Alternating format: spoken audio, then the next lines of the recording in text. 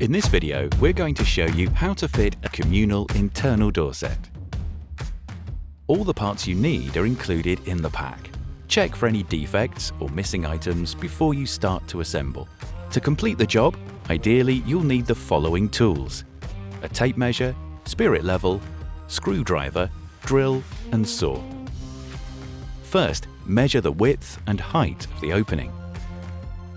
It should be a minimum of 10 mm wider and 5 mm higher than the overall door set size. Unscrew the bottom brace. Before you start the fitting, ensure the floor is level. Place the door set into the structural opening, using packers as required to ensure the frame is level, plumb and square. Carefully remove the weather strip from the jambs.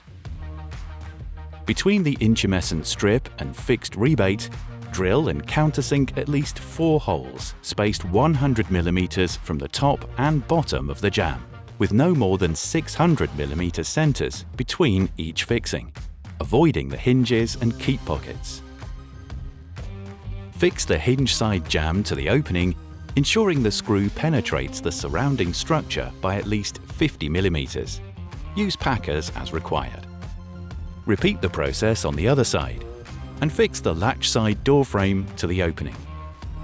Adjust the packers as required to ensure a 3 to 4 mm perimeter gap is maintained along the head and latch side jamb when the door is closed. Carefully replace the weather strip. Apply the linear gap sealing as per BS 8214 regulations or in line with the certification document.